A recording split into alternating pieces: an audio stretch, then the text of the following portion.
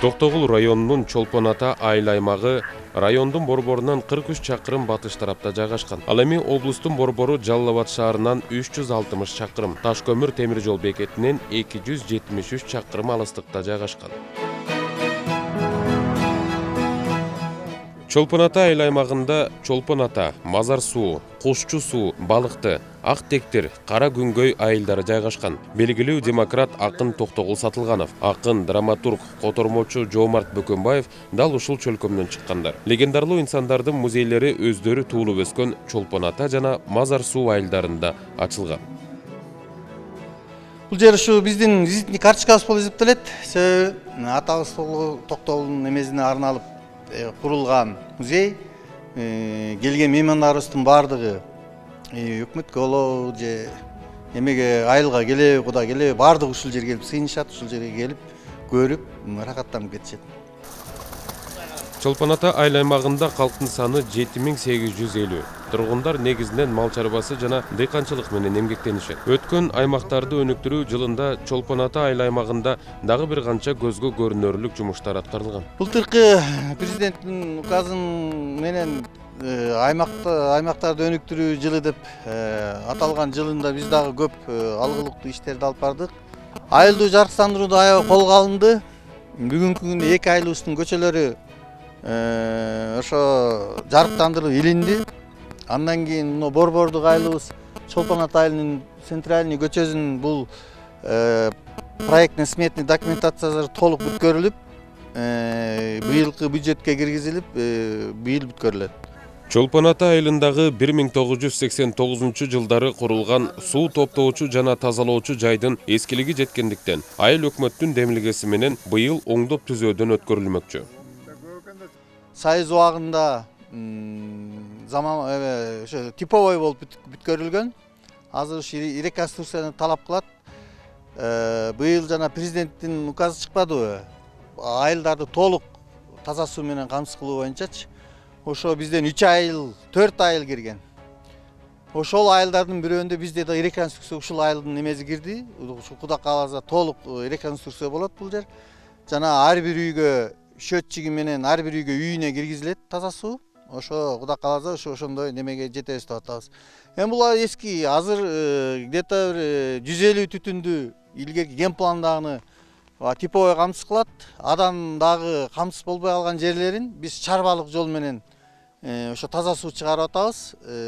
Чарбалык жолдор менен ар үйгө чыгардык, көп үйгө. Мына ошолордун бири Чолпон Ата айылынын этеңки көчөсүндө 25тен ашык түтүндү чарбалык жол менен киргиздик. Ал эми буга чейин бала бакча көйгөйү чечилбей келген болсо, былтыр 35 орундуу заманбап бала бакчанын курулушу башталган. Курулуш ишинин 80% жергиликтүү казынадан каржыланып, жаз алды менен бала бакча ишке берилмекчи.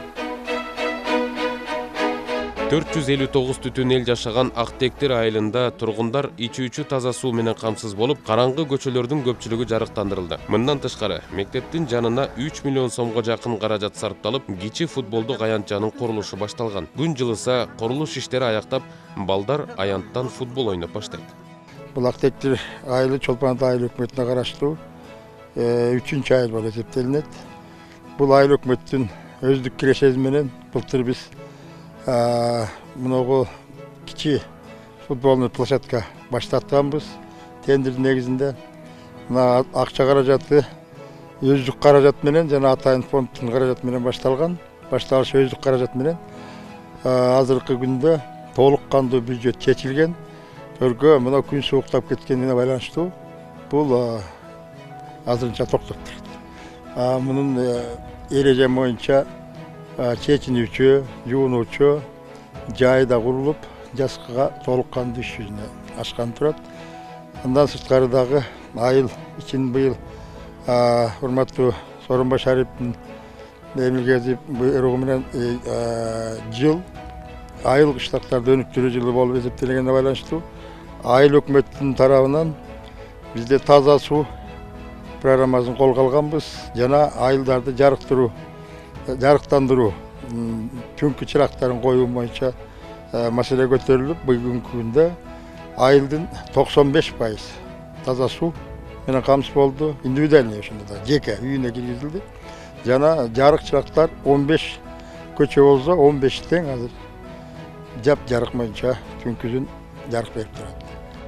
Чолпон Ата айылдык аймагындагы эң алыс айылдардын бири Кара Күнгөй айылы. 370 окуучу билим алган аталган айылдын мектебинде 2016 жылы спорт залдын курулушу башталып, быйыл бүткөрүлгөнү турат. Узундугу 24, туурасы 12 метрди түзгөн спорт залга 7 миллион сом каражат сарпталган. Курулуштун толук бүткөрүлүшүнө дагы миллион сом каражат жетпей жатат дейт мектептин директору Нурболот Кожобергенов.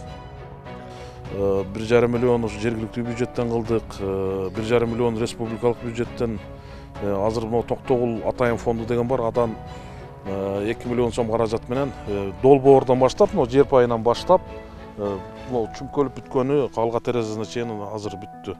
Эми ички жумуштары калды, азыр ошол ички жумуштарын кылып 1 миллион 201 миллион 300 миң сом тегерегенде смет ошол акча болсо эле жазкыга мына 25 май айларына толук ишке берип коет элек да. Маселебиз да чечилип калат, Кудай буйруса. Дене тарбия сабагы, анан жанагы бизде волейбол, футбол деген нерселер сыртта болчу, жаан чачында ойнолбойт.